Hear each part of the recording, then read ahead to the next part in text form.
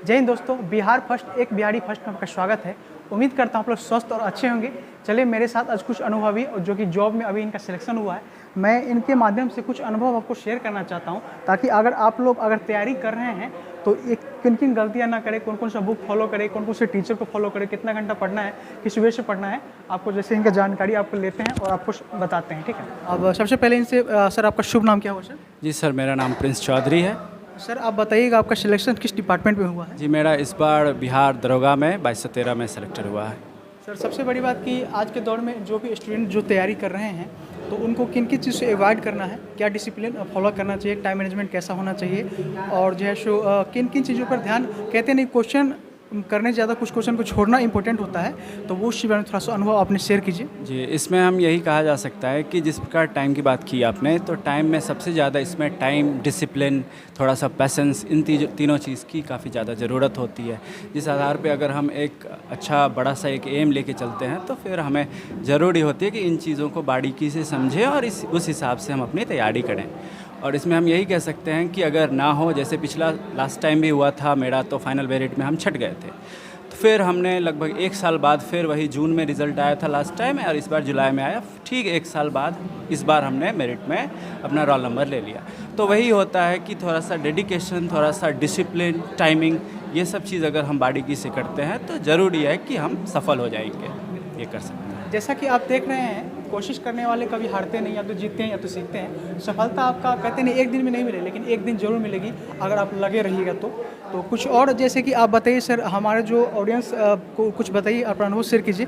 Book वगैरह sir आपने कौन कौन सा फॉलो किया सर? जी बुक्स के लिए हमने देखिए जिसमें सब इंस्पेक्टर में प्री, मेंस और देन फिजिकल होता है, तो प्री में हमने बेसिकली लुसेंट और करंट के लिए एडिटोरिया किया था, और साथ में हम लोग NCERT सार, क्योंकि हम लोग तैयारी लास्ट ईयर भी कर चुके थे तो हम लोग के पास रिवीजन के लिए पर्याप्त टाइम था।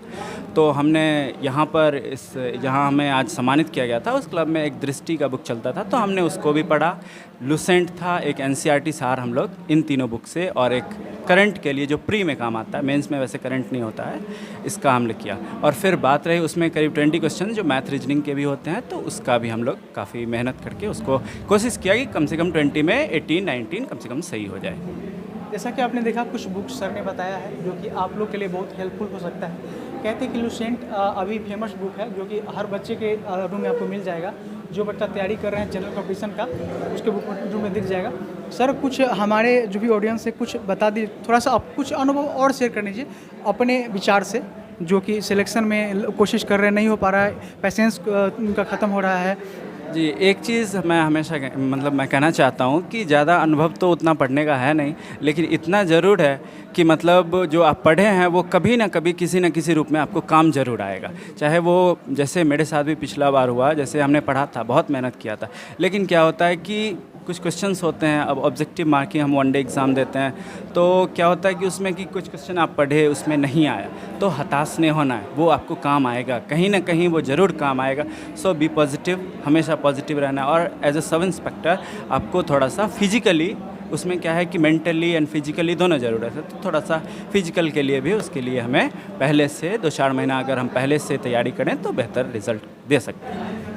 मतलब आप दिन और रात मिला के मतलब सुबह से शाम तक कितने घंटे पढ़ लेते थे और कितना पढ़ना चाहिए?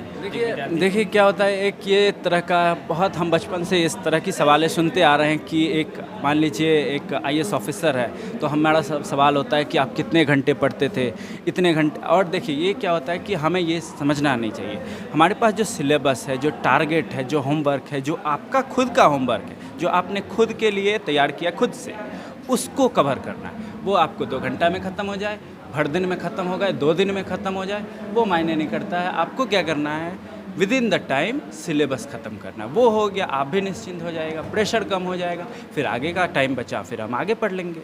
तो वही है कि टाइमिंग नहीं मायने रखता है, आपके पास जो वक्त है उसका सही सदुपयोग करें, ताकि आप कम समय में, क्योंकि क्या होता है ना कि एग्ज़ाम टाइम में आपके पास बर्डन हो जाता है बहुत सारे क्वेश्चंस का, तो उसको हम क्यों ना पहले से थोड़ा थोड़ा करके छोटा कर दें, उसके बाद फिर आगे का हम ख़त्म कर दें उसको।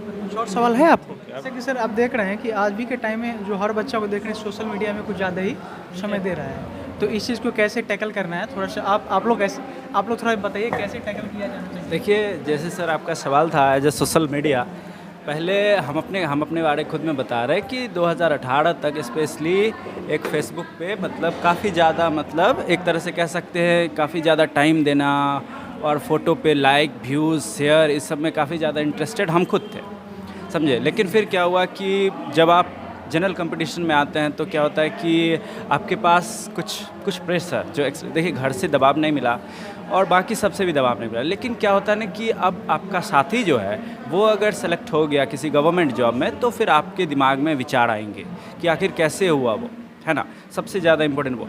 तो उससे क्या हुआ कि फिर मेरा एक मतलब रेलवे में होने वाला था, फिर उसमें नहीं हुआ, तो फिर हमने वो सब छोड़ा और फिर आया सब इंस्पेक्टर का। तो हमको पहले से पसंद था ये थोड़ा सा अच्छा सा वर्दी का यूनिफॉर्म वाला।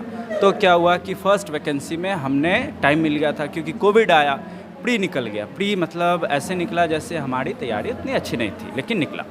तो फिर अब निकला कि मतलब अब मौका मिला है देन हमें उसको अगला जो है मेंस उसको हमें निश्चित रूप में क्वालिफाई करना है। तो उस हिसाब से हमने तैयारी किया, सब कुछ सोशल मीडिया बंद करके, क्योंकि सोशल मीडिया आजकल क्या है कि अब देखिए मेन बात क्या है, फेसबुक हो गया, व्हाट्सएप नॉर्मल यूज़ करने के लिए जितनी ज़रूरत है उतनी हम करें तो बेहतर है। अब हम इंस्टाग्राम पे रील्स बना रहे, क्या होता है कि अब जानते ही हैं हमारे पास 1 GB 2 GB बचता है और हम पूरा में रील्स देख रहे हैं, वो एक मौज का कौन सा आ गया है, टिकटॉक वीडियो देख रहे हैं और उसमें ऐसी ऐसी चीज़ें हैं जिसमें हमें इंटरेस्ट आती है। बच्चे लोगों का अभी जो यंग एज है उनको बहलाने के लिए, उनको बिगाड़ने के लिए सबसे बड़ा योगदान इन लोग का। तो हम अगर अवॉइड नहीं करते हैं तो फिर जो चीज़ करने जा रहे हैं ना उससे हमको अवॉइड कर देगा वो। तो अगर ये सब चीज़ से बचना है तो हमें इन सब को थोड़ा सा कुछ दिन के लिए त्याग करेंगे, फिर वक्त बदलेगा तो हम फिर से सोशल मीडिया पे हाजिर होंगे।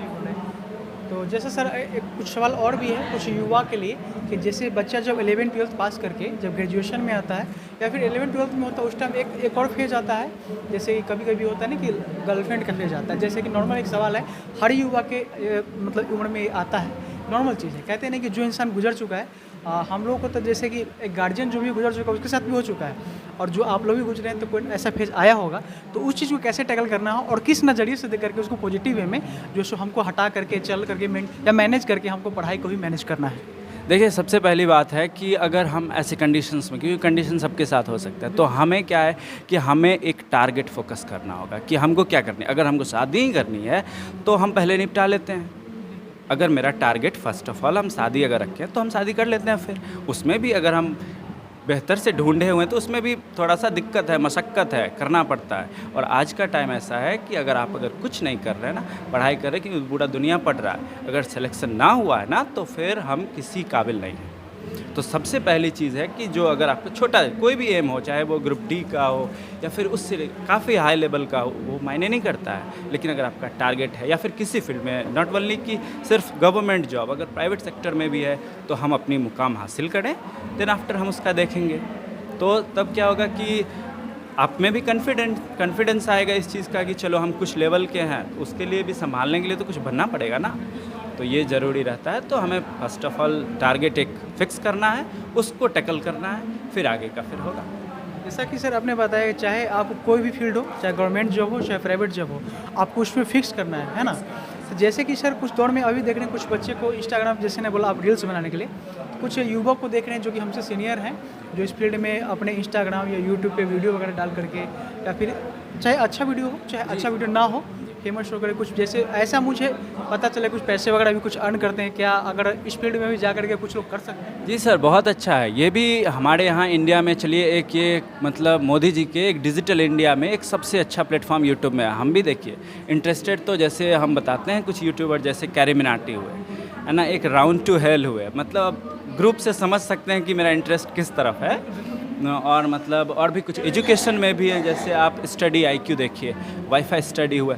तो इस तरह के बहुत सारे चैनल्स हैं जो यूट्यूब से काफ़ी ज़्यादा कमाते हैं, काफ़ी ज़्यादा टैक्स पे करते हैं। तो ये भी एक अच्छा फील्ड है। शुरुआत तो छोटे से ही होता है, एकदम व्यूज़ नहीं आएंगे, लाइक्स नहीं आएंगे, शेयर नहीं आएंगे, लोग बहुत ताना देंगे कि चलो ये कहाँ किस फील्ड में आ गया, लेकिन उससे हमें घबराना नहीं है। चाहे वो प्राइवेट हो, गवर्नमेंट हो, किसी भी सेक्टर हो, हमें घबराना नहीं है, आप ज़रूर वहाँ तक पहुँचेंगे।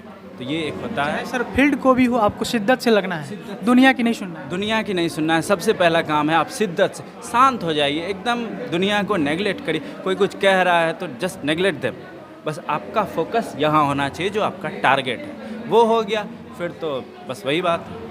जैसा कि आप देख रहे हैं सर जितने शालीनता से और अच्छे तरीके से बता रहे हैं, ऐसा लग रहा है ईगो इनमें 1% भी नहीं है। तो कहते हैं कि सर इस एज में क्या होता है कि बच्चा लोग में कुछ ईगो भी रहता है, जैसे होता है ना कुछ एटीट्यूड टाइप का ऐसा वगैरह।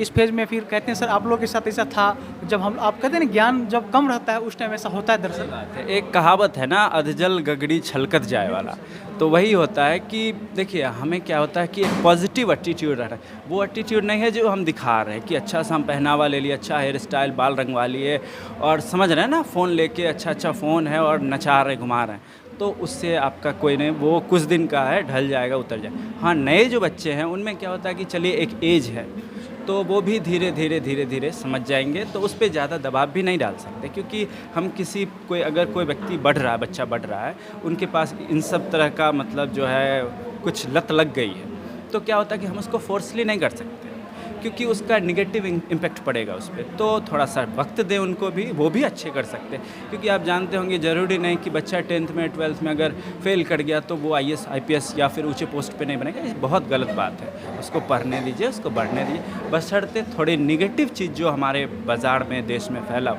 उससे दूर रखें। वो जिस दिन समझ में आ गया बच्चा को कि सही क्या गलत क्या है, बच्चा खुद अपनी जिम्मेवारी स्वयं ले लेगा। ये चीज़ बहुत ज़रूरी है। थोड़ा सा आप लोग ये शेयर कर दीजिएगा सर, आप लोग का प्राइमरी एजुकेशन कहाँ से हुआ है, थोड़ा सा ये शेयर कर दीजिएगा। जी, मेरा प्राइमरी एजुकेशन अंडर 5 तक मेरा गांव में हुआ था, गांव में। उसके बाद हम संत मैडी स्कूल समस्तीपुर में आ गए, वहां से मेरा मैट्रिकुलेशन हुआ। उसके बाद 10th के बाद 12th में हम BRB कॉलेज, यहीं समस्तीपुर में BRB कॉलेज से हुआ। उसके बाद ग्रेजुएशन भी BRB कॉलेज से ही हुआ। उसके बाद फिर हम जनरल कंपटीशन की तैयारी में आ गए और फिर लास्टली ये हुआ। तो सर जैसे कि आपने अनुभव शेयर किया, जो अनुभव सर आपने शेयर किया है बहुत अच्छी चीज़ है और बारीकी से आपने बताया है। उम्मीद करता हूँ कि उन युवा को बहुत मदद मिलेगा और उसे तो सीखने को सर हमें भी आपसे बहुत कुछ मिला है। तो जैसा कि हमने सर से बात किया, सर ने अपना अनुभव शेयर किया, सर के आपको बहुत बहुत धन्यवाद सर, और आपको सक्सेस के लिए और मुकाम के लिए बहुत आगे धन्यवाद। आई